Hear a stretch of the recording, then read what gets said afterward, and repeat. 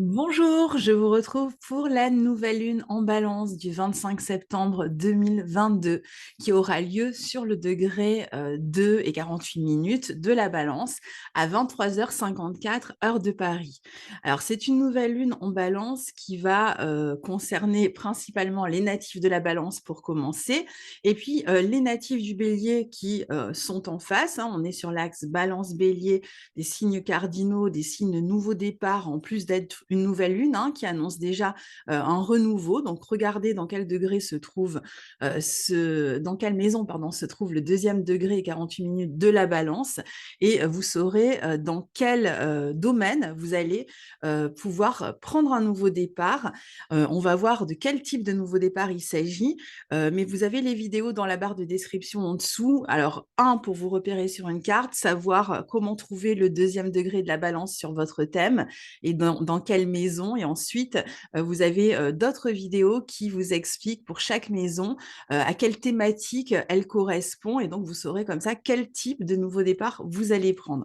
Alors, c'est une nouvelle lune en balance, donc qui va concerner, je vous ai dit, les natifs de la balance et du bélier, parce qu'on va le voir, Jupiter se trouve juste en face dans le signe du bélier, en face de cette nouvelle lune. Donc, les deux signes sont fortement concernés. Et puis, tous les signes de la croix cardinale, c'est-à-dire Capricorne et Cancer aussi, particulièrement le début, hein, de tous ces signes. Alors, ça va être un nouveau départ intéressant. Dans une certaine mesure, on va avoir aussi tous les natifs qui sont dans des signes, le début des signes d'air, donc les Verseaux et les Gémeaux aussi, qui peuvent être concernés par cette nouvelle lune. Alors, le signe de la balance, c'est un signe qui est relié à l'équinoxe d'automne. Donc, c'est un moment, en fait, où les jours et les nuits vont s'équilibrer, hein, exactement comme à l'équinoxe de printemps. Sauf que cette fois-ci, contrairement à l'équinoxe de printemps, quand on arrive à l'équinoxe d'automne, eh bien, c'est l'obscurité qui va gagner sur la lumière. Donc, et c'est contrairement au printemps où c'est la lumière qui va l'emporter sur l'obscurité pendant les 6 mois qui suivent. Donc ici, c'est le début de l'automne, hein, et puisque c'est l'obscurité qui va l'emporter sur la lumière, eh bien, le soleil dans ce signe de la balance est en chute, puisque c'est la lumière qui est en train de décliner ici. Donc, c'est le début de l'automne, le moment justement où on va chercher à équilibrer, hein, comme pour l'équinoxe, à équilibrer dans sa vie, eh bien, son hygiène de vie. On va essayer de trouver plus d'équilibre au quotidien, dans ses relations, particulièrement sur cette période. On peut ressentir une forme d'appréhension face aux engagements dans notre vie relationnelle ici. On peut craindre une forme de déséquilibre, un manque d'échange, ou en tout cas un déséquilibre dans les échanges. Sur le plan du donnant-donnant, on va être très sensible à ça, hein, est-ce qu'on donne trop, est-ce qu'on donne pas assez, est-ce que l'autre donne trop, est-ce qu'il ne donne pas assez. On peut être pétri par des doutes ici. Le signe de la balance, c'est un signe très karmique, c'est celui du jugement, de la loi divine qui vient trancher. Donc, c'est un signe dans lequel Saturne est en exaltation. Donc, c'est un signe qui va rechercher la vérité, qui va rechercher la justice, à prendre des décisions justes ou, pour certains, ça va être à attendre des décisions justes, par exemple d'un procès, hein, puisque le signe de la balance est beaucoup relié aussi aux affaires juridiques. C'est un signe d'air, hein, donc c'est un signe qui nous parle du mental, qui parle de la communication, qui parle des échanges, qui parle de tout ce qu'on contractualise avec les autres, tout ce qui nous lie aux autres finalement par un lien formel et qui engage notre parole, notre mental, notre esprit auprès de l'autre. Alors, le signe de la balance touche principalement la vie relationnelle et donc tout ce qui se crée dans une relation. Ce que l'on fait avec autrui, en couple, en association, en collaboration, ce qui nous engage auprès des autres, tels que des signatures, des engagements, on l'a vu, mais c'est aussi ce qui se fait contre l'autre d'une certaine manière dans les procès, les procédures, les séparations, les démissions, les licenciements. Donc toutes ces thématiques en fait vont certainement être très importantes durant cette nouvelle lune. C'est une nouvelle lune qui nous engage à explorer ce que l'on pourrait commencer, hein, puisque c'est une nouvelle lune et un signe cardinal avec autrui. Elle peut aussi bien être liée à de nouveaux engagements, comme je vous disais, qu'à des procédures qui sont lancées envers quelqu'un ou une entité pour se désengager. Alors, il faudra veiller. Alors, je vais peut-être d'abord vous montrer la carte avant d'aller plus loin. Je vais afficher la carte. Alors vous voyez, c'est une nouvelle lune en balance. Ici, on a le soleil et la lune en balance qui forment une opposition à Jupiter. Donc c'est vraiment l'aspect principal, hein, de cette nouvelle lune qui renforce l'idée d'engagement, de contrat, parce que aussi bien, le signe de la balance est relié à tout ce qui nous engage auprès des autres et à tout ce qui concerne les affaires, alors soit juridiques, soit officielles, si vous voulez, et Jupiter en face aussi est relié à ces thématiques. Donc, on a vraiment cette idée, le signe de la balance, c'est nous, hein, donc on parle de nous, on ne parle pas de soi, on parle vraiment de ce que l'on fait avec les autres ou contre les autres, mais en tout cas, il y a un nous, en fait, hein, ici, durant cette période qui prédomine, avec en face ce Jupiter en bélier qui, lui, va représenter soit une entité, soit une autre personne qui va peut-être chercher à s'immiscer dans le nous ou à jouer un rôle dans ce nous de départ, qui va plutôt dire je, qui va chercher à augmenter sa présence dans un autre, une relation, un engagement, etc. Et donc, il peut y avoir un peu peut-être de réflexion par rapport justement, c'est peut-être un engagement ou un désengagement qui implique en fait d'autres personnes que ceux qui sont comprises dans l'engagement et dont il va falloir tenir compte. Et puis, on va voir, cette nouvelle lune est en balance, donc le maître de la balance, c'est Vénus. Et Vénus est en Vierge, elle est conjointe à Mercure qui est toujours rétrograde au moment de la nouvelle lune. Et cette conjonction est opposée à Neptune et elle est aussi carrée à Mars. On parlera aussi bien sûr du carré Saturne-Uranus qui est en train de se reformer ici et qui est assez fort lors de cette nouvelle lune. Et comme je vous l'ai dit tout à l'heure, Saturne étant en exaltation dans le signe de la balance, il a une importance considérable dans cette nouvelle lune dont on va parler maintenant. Donc, il va falloir veiller ici à, à durant cette période, à rester juste, à rester équilibré, vrai, authentique, hein, et à ne pas pousser en avant juste par esprit de rivalité, de revanche, hein, parce que Jupiter en bélier a tendance parfois à vouloir se mesurer aux autres. Et comme on a Mars en gémeaux, qui va y rester d'ailleurs un certain temps ici, hein, et qui va poser dans les semaines à venir et qui peut déjà commencer à en poser parfois des tensions dans la communication, on va avoir tendance avec ce mélange de Jupiter en bélier qui est beaucoup dans la rivalité et Mars en gémeaux qui lui a tendance à se comparer, hein, ou aussi à vivre des rivalités. Donc on pourrait parfois avoir tendance à agir pour de mauvaises raisons, par esprit de gagne, pour remporter quelque chose sur autrui, par esprit de vengeance. Vous voyez, ce genre de motivations qui ne sont pas forcément des motivations très saines, en fait, hein, pour soi. Donc, il va falloir essayer de bien comprendre pourquoi on agit et qu'est-ce que ça implique d'agir, qu'est-ce que ça implique de s'engager avec autrui. La question de l'engagement et de l'implication de ces engagements pour soi et pour les autres, pas seulement ceux avec qui on va s'engager, est quand même une réflexion importante à mener ici.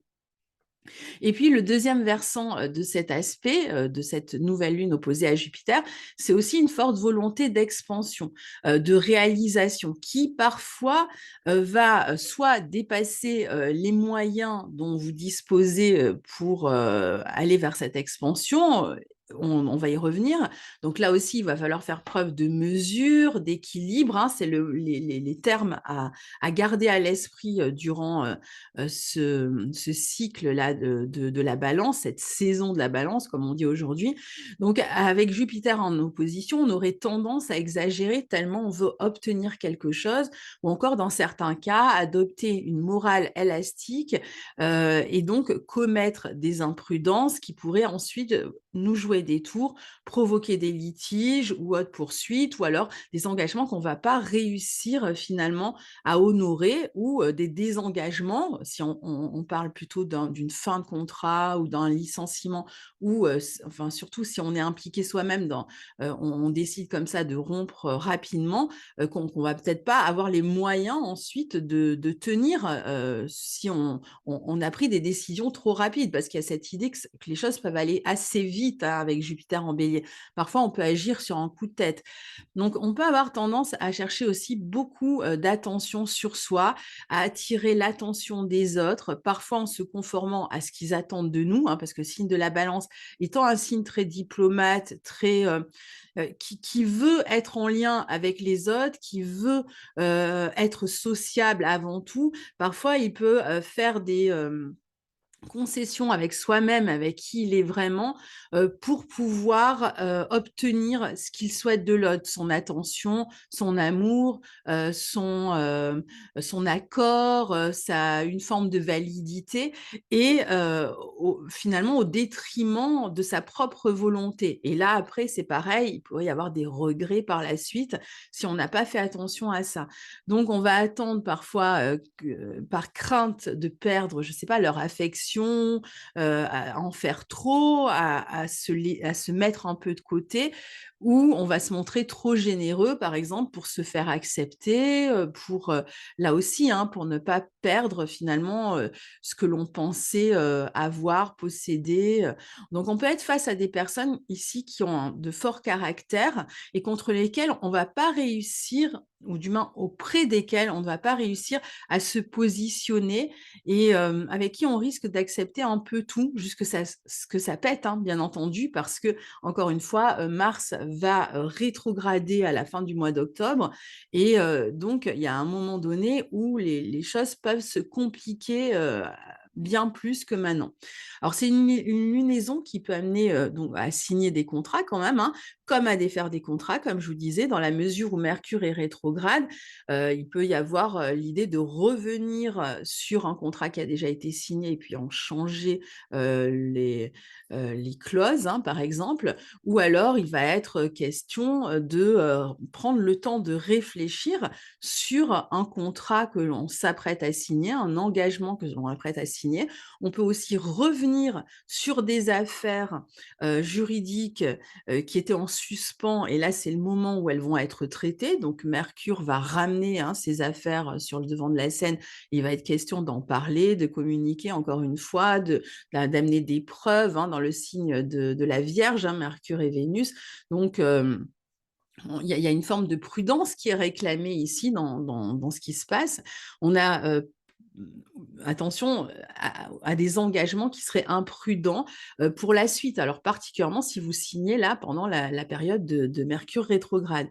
Il peut y avoir malgré tout là quand même des cadeaux, des opportunités, parfois qui semblent être trop belles pour être vraies et qui le sont réellement, trop belles pour être vraies, mais dont on ne va pas forcément se méfier, parce que avec cette opposition à Jupiter, parfois, heureusement, Mercure et Vénus en Vierge sont beaucoup plus dans la prudence et dans la réflexion, parce que l'opposition à Jupiter, elle peut vraiment amener une forme de naïveté, d'élan, de prise de risque un peu inconsidérée. Et comme on a Mercure et Vénus qui sont, eux, opposés à Vénus, attention aux faux semblants, attention aux mauvaises surprises, attention aux éléments cachés.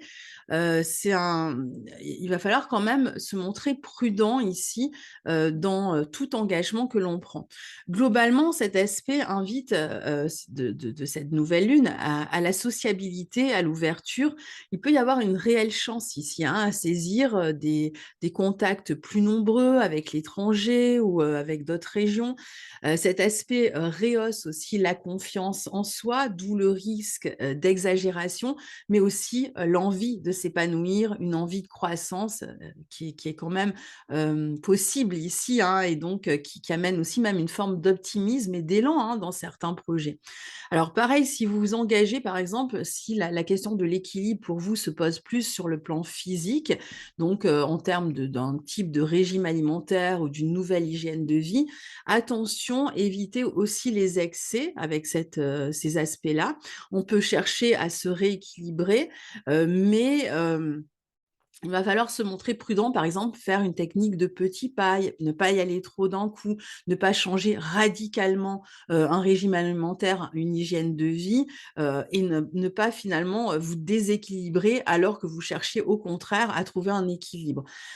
Pareil dans les relations, ça va être important de se montrer impartial avec soi-même et de s'examiner soi-même aussi de près en étant aussi, objectif sur les motivations qui nous poussent à agir, sur nos désirs aussi. Est-ce qu'on n'en attend pas trop? Est-ce qu'on ne demande pas trop aux autres? Est-ce qu'on n'est pas, dans une forme d'égoïsme? Parce que autant le signe de la Balance est extrêmement, sociable, et dans l'échange et dans l'équité, autant, Jupiter en face, en Bélier, est complètement dans le déséquilibre, lui, à ce niveau-là, au niveau des échanges. Il est beaucoup plus tourné vers soi-même et vers une forme d'égoïsme et je le dis, sans, connotation, négative, parce qu'on peut aussi très bien avoir besoin des fois de se réaliser et de se recentrer sur soi et finalement de moins regarder autour et de plus se regarder soi et d'avancer. On a besoin aussi de moments comme ça, mais c'est vrai que Jupiter en Bélier peut avoir, un côté un peu d'infatuation, où on va être vraiment, dans une position où on veut absolument que les choses soient comme on le souhaite soient et on ne va plus du tout prendre, compte en fait de l'autre et là, c'est ce qui pourrait vraiment se passer avec cet aspect-là, c'est qu'on risque d'être dans un déséquilibre extrêmement fort dans les relations et ne plus, vraiment se rendre compte de ce que nos actions, nos désirs ou notre volonté, produisent chez l'autre, parfois, comme blessure, comme difficulté. C'est-à-dire qu'on va vraiment chercher parfois à se faire passer, devant, alors que la nouvelle lune, justement, c'est parce que Jupiter est en Bélier en ce moment que cette nouvelle lune en Balance va être importante parce qu'elle ramène, la notion d'équilibre. Elle vient nous dire: «Attention, tu n'es pas seul. Attention, il y a d'autres personnes», donc c'est important de composer avec les autres. Certes, on peut avancer, mais c'est aussi, important de regarder ce qui se passe autour de soi, ce que les autres vivent, ce que les autres ressentent et comment on se positionne vis-à-vis d'eux pour ne pas, les écraser par nos désirs, par ne pas les oublier à force de vouloir rouler pour soi. Donc il y a un équilibre en fait, à trouver, ce qui n'est pas évident parce que Jupiter en Bélier est vraiment, une position forte, pour l'ego, quoi et donc il y a une difficulté, en fait, ici, quand même, avec l'équilibre relationnel. Alors Vénus, qui maîtrise cette nouvelle lune, comme je vous disais, est en Vierge, conjointe à Mercure rétrograde, opposée à Neptune, on l'a dit, hein, carré à Mars, donc il y a quand même une notion de conflit, hein, qui peut, résulter de cet aspect-là dans la vie relationnelle. Peut-être des tensions, du stress aussi, hein, autour d'affaires juridiques ou de contrats à signer, d'engagements à prendre ou dont on essaie de se libérer. Donc ici, il y a vraiment une invitation à réfléchir, à sous-peser certains engagements, à réfléchir peut-être en prenant un peu de distance avec l'opposition à Neptune, autour d'une décision à prendre peut-être à 2 ou d'un changement à entrevoir en termes de relations, d'engagement, de valorisation de soi aussi, hein. Alors les sentiments peuvent être un peu plus intériorisés. Ici, on peut nourrir des doutes, on peut hésiter, quant à des signatures, quant à des contrats, quant à une relation, quant à comment se positionner dans une relation. On peut aussi, vouloir négocier, hein, ou revoir des engagements pris par le passé, revenir peut-être sur certaines affaires juridiques, comme je vous disais, en amenant des preuves supplémentaires, des documents faisant foi. Il peut être question, en tout cas, de sous-peser certaines questions avant de s'engager ou de se désengager, en tout cas avant de changer de direction, puisque Mercure rétrograde conjoint à Vénus, il y a quand même un changement de direction dans une relation, dans un engagement. Euh, et c'est ça qui est réfléchi et sous-pesé ici, hein. On peut, et pareil, si on doit remettre une démission, par exemple, hein, qu'on est en train de se poser la question si c'est le moment de donner son préavis avant de partir, bon, ben, ça serait bien de prendre le temps quand même de la réflexion, quelques jours au minimum, si possible, attendre la fin de la rétrogradation de Mercure, mais bon, c'est pas du tout une obligation. Alors, comme je vous le disais, ça cause quand même pas mal de stress parce que le signe de la Vierge, c'est un signe de terre beaucoup dans l'anxiété déjà, hein, et au carré de Mars, ça ramène une notion vraiment de stress, particulièrement au niveau du mental ici, de la nervosité, hein, autour de ces aspects dont je viens de parler. Mercure en Vierge va revenir sur des détails, va rechercher des éléments de preuve ou des arguments valables pour défendre un point de vue ou pour se poser dans une relation, va peut-être rechercher même une stratégie, un moyen de convaincre, de faire passer la pilule, hein, parfois, parce que avec l'opposition à Neptune, il peut y avoir aussi une espèce de mauvaise foi, si on prend tous les aspects de la nouvelle lune, où on sait qu'on va chercher à faire passer à l'autre l'impensable, l'insoutenable, quelque chose qui n'est pas forcément très moral, en fait, c'est la manière dont on le juge, hein. Mais en même temps, on cherche un moyen de contourner un peu l'obstacle ici, hein. Donc, on peut être en plein dilemme à résoudre pendant cette période. Alors, à côté de cela, je vous disais au début, on a le carré d'Uranus en taureau à Saturne en verso qui bat son plein, hein, qui revient sur le tapis. Les deux planètes sont en mode rétrograde ici, donc toujours ce sas, hein, dont on a parlé à plusieurs reprises, ces moments d'entre-deux, ces affaires d'entre-deux, ces hésitations entre le saut dans le vide et vers la nouveauté, mais qui engage quand même notre vie matérielle avec Uranus en taureau, et de l'autre, le fait de rester dans une situation connue, peut-être sécurisante d'une certaine manière, mais pas tant que ça, hein, on l'a dit et redit déjà, euh, mais qui amène son lot de contraintes, d'insatisfaction.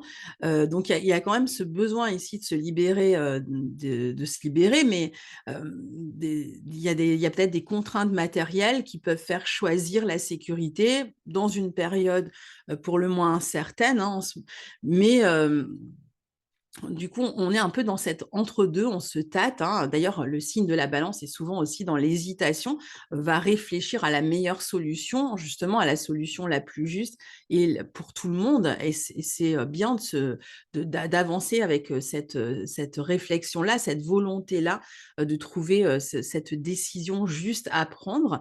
Donc, on peut flotter ici entre les lendemains et le passé, hein, qu'on cherche à sécuriser quelque chose, à sortir d'une insatisfaction chronique ou que l'on doit faire face à des changements qui ne nous enchantent pas toujours, parce que c'est un peu le propre de ce carré Saturne-Uranus, hein, il y a des changements, mais avec tout ne va pas, si vous voulez, on n'est pas dans une fluidité totale, il y a toujours comme un prix à payer autour de ces changements avec ce carré-là, et c'est ça qui est la source d'hésitation ici.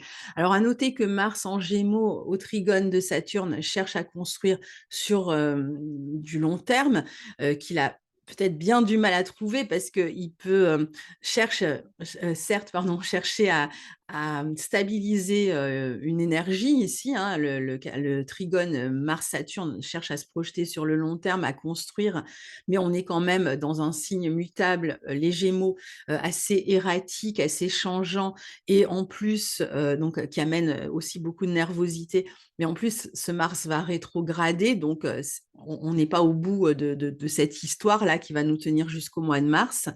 Donc, parfois, on va avoir du mal à se situer, il va y avoir trop d'options, on va plus savoir où donner de la tête, ou alors on va prendre des décisions comme ça très rapidement sous le coup de la nervosité et du stress qu'on va regretter. Alors, il y a une volonté de nouveau départ, hein, professionnel peut-être, ou des projets entamés, ça peut être même autour de formation, etc., sur des décisions qui sont parfois trop rapides parce que, comme elles engagent l'avenir, c'est quand même important, de bien les sous-peser. Hem, donc ici, heu, il va falloir essayer justement de canaliser ce Mars et de l'utiliser plus pour l'action, que pour, la réaction. C'est la notion réactive très forte de ce Mars en Gémeaux, dont il va falloir se méfier ici et donc heureusement là, sur cette période-là, le trigone à Saturne va aider quand même à prendre, son temps et à maturer en fait, des décisions à prendre et c'est important de le faire. Donc parce que ce sont des projets qui nous conduisent sur le long terme. Donc c'est vrai qu'on peut chercher ici à défendre, encore une fois, hein, son point de vue, dans certaines affaires, hein, par la parole, à négocier, à convaincre, à faire son maximum pour obtenir ce qui nous tient à cœur. On va chercher aussi plus d'indépendance, plus de variété, de stimulation aussi, hein, mais il faudra, garder un cap réaliste, responsable, ce que peut nous aider à faire, Mars-Saturne. Hem, Parce que Mars, après ce trigone, à Saturne, va former un carré à Neptune. Donc attention quand même à faire preuve de réalisme. Si ce carré, plus tard, hein, qui va se former avec Neptune est très créatif, inventif, il peut aussi, parfois nous faire perdre la tête, oublier le bon sens et on va retomber du coup sur nos pieds avec le début, expliqué de cette nouvelle lune qui prévient de ne pas, basculer, dans l'exagération et surtout de regarder les choses sur le long terme et de bien faire attention aux personnes qui nous entourent, de voir ce que ça implique en fait nos décisions pour, les personnes qui nous entourent. Voilà pour, cette nouvelle lune. J'espère que, cette petite vidéo vous sera utile et je vous retrouve très bientôt pour les horoscopes. Au revoir.